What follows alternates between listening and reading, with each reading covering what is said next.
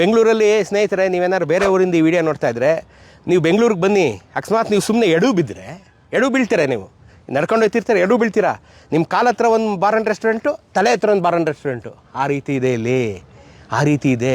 ಈ ಸರಿ ಸರ್ಕಾರ 40,000 ಕೋಟಿ ರೂಪಾಯಿಗಳನ್ನು ಅಬಕಾರಿಯಿಂದ ಎಕ್ಸ್ಪೆಕ್ಟ್ ಮಾಡ್ತಾ ಇದೆ. ಅಂದ್ರೆ ಏನರ್ಥ? ಜನನ್ನ ಆದಷ್ಟು ಕುಡಿಸಿ ತಾನು ದುಡ್ಡು ಮಾಡಬೇಕು ಅಂತ ಸರ್ಕಾರ ನಿಂತ್ಬಿಟ್ಟಿದೆ. ಅರ್ಥ ಆಯ್ತೆ?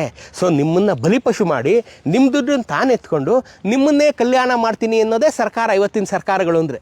ಅರ್ಥ ಆಯ್ತಾ? ಸೊ ಈ ಥರ ಕುಡಿಸ್ತಿರೋದ್ರಿಂದ ಜನ ಇನ್ನೇನು ಮಾಡ್ತಿದ್ದಾರೆ? ನಶಕ್ಕೆ ಬಿದ್ದಿದ್ದಾರೆ. ಅವ್ರಿಗೆ ಕುಡಿಯೋಕ್ಕೆ ಎಲ್ಲಿ ಜಾಗ?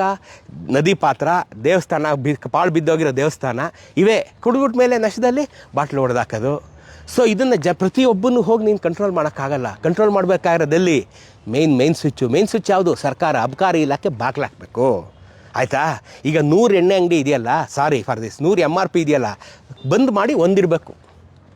ಆಯ್ತು? ಆಗ ನೀವು ಗೊತ್ತಾಗುತ್ತೆ. ಬೇರೆ ರಾಜ್ಯಗಳಿಗೆ ಹೋಗಿ ನೋಡಿ, ನೀವು ಒಂದು ವೈನ್ ಸ್ಟೋರ್ ಹುಡುಕೋಕ್ಕೆ 3 hours ಆಗ್ಬೇಕು. ನಿಮಗೆ ಹುಡುಕ್ತಾ ಇರ್ತೀರ ನೀವು, ನಾನು ನೋಡಿದ್ದೀನಿ. ಯಾಕೆ ನಮ್ಮ ಬೆಂಗಳೂರಿಗೆ ಬಂದರೆ ನೀವು ಹೇಳಲ್ಲ, ಈ ಕಡೆ ಒಂದು ಸೀನರಿ, ಈ ಕಡೆ ಒಂದು MRP, ಈ ಕಡೆ ಸೀನರಿ, ಈ ಕಡೆ ಒಂದು MRP. ನಿಮ್ಗೆ ಹುಡುಕೋ ತಾಪತ್ರೆ ಏನಿಲ್ಲ. ಆ ರೀತಿ ನಮ್ಮ ಸರ್ಕಾರ ಎಲ್ಲ ಉತ್ಸುಕವಾಗಿ ಎಲ್ಲರನ್ನ ಕುಡಿಸುವಲ್ಲಿ ಭಾಳ ಯಶಸ್ವಿಯಾಗಿದೆ. ಈ ವರ್ಷ 40,000 ಕೋಟಿ ರೂಪಾಯಿ, ನೆಕ್ಸ್ಟ್ ವರ್ಷ 80,000 ಕೋಟಿ ರೂಪಾಯಿ. ನಿಮಗೆ ಬೆಳಗ್ಗೆ ಕೆಲಸನೇ ಇಲ್ಲ, ಕಾಫಿ ಕುಡ್ದಂಗೆ ಎಣ್ಣೆ ಹೊಡಿತಾ ಇರ್ಬೇಕು ನೀವು. ಆ ರೀತಿ ಸರ್ಕಾರ ನಿಮ್ಮನ್ನು ಪುಷ್ ಮಾಡ್ತಾ ಇದೆ. ಅರ್ಥ ಆಯ್ತಾ? ಇದೆಲ್ಲ ಷಡ್ಯಂತ್ರಗಳು. ನಾನು ದಯವಿಟ್ಟು ಹೇಳ್ತೀನಿ, ನೀವು ಏನಾದರೂ ಮಾಡಿ ದಯವಿಟ್ಟು ಕುಡಿಬೇಡಿ. ಮಹಾಜನಗಳೇ, ದಯವಿಟ್ಟು ಕುಡಿಬೇಡಿ. ನಿಮ್ಮ ಕೈಲಿ ಪ್ಲಾಸ್ಟಿಕ್ ಲೋಟ ಕಾಣ್ತೋ, ನೀವು ನೊಬೆಲ್ ಪ್ರೈಸ್ ತಗೊಂಡಿರ್ರಿ. ನಾನು ಹೇಳ್ತೀನಿ, ನಿಮ್ಮನ್ನು ಕುಡುಕ ಅಂತ ಅಸಹ್ಯ ಪಟ್ಕೊಳ್ಳೋದನ್ನ ಜನ ಬಿಡಲ್ಲ. ಬರೆದಿಟ್ಕೊಂಬಿಡಿ ಈ ಮಾತು. ನಿಮ್ಮ ಕೈಯಲ್ಲಿ ಪ್ಲಾಸ್ಟಿಕ್ ಲೋಟ ನೀವು ಯಾವತ್ತಾದರೂ MRP ಮುಂದೆ ನಿಂತಿದ್ದನ್ನು ಯಾರಾದರೂ ನೋಡಿದ್ರೋ ಮುಗೀತು. ನೀವು ಅಷ್ಟು ವರ್ಷ ಸಂಪಾದನೆ ಮಾಡಿದ ಎಲ್ಲ ಖ್ಯಾತಿಯು ಮಣ್ಣಾಗಿ ಹೋಗ್ಬಿಡುತ್ತೆ, ಒಳ್ಳೆತನ ಮಣ್ಣಾಗಿ ಹೋಗುತ್ತೆ. ನೀವು ನಿಜವಾಗ್ಲೂ ಒಳ್ಳೆಯವರಾಗಿದ್ದರೂ ಯಾರೂ ನಿಮ್ಮನ್ನು ಕೇಳಲ್ಲ.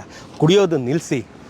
ಈ ಪಾಳು ಬಿದ್ದ ಗುಡಿಗಳ ಹತ್ರ, ಕಲ್ಯಾಣಿಗಳ ಹತ್ರ, ನದಿ ಪಾತ್ರಗಳಲ್ಲಿ ಹೋಗಿ ಆ ಬಿಯರ್ ಬಾಟ್ಲು ಹೊಡೆಯೋದನ್ನು ನಿಲ್ಲಿಸಿ. ಯಾರೋ ನಾಳೆ ಭಕ್ತ ಒಬ್ಬ ಬರೀ ಕಾಲಲ್ಲಿ ಹೇಳಿದ್ರೆ ಅವ್ನ ಕಾಲಿಗೆ ರಕ್ತ ಚಿಸ್ಕೊಂಡು ಅವ್ನು ಇನ್ನೊಂದಿನ ಅಲ್ಲಿಗೆ ಬರ್ತಾನೇನ್ರಿ? ಯಾಕೆ ಈ ಥರ ಎಲ್ಲ ಮಾಡ್ತೀರಾ? ಮಾಡಬೇಡಿ ಆ ಥರ.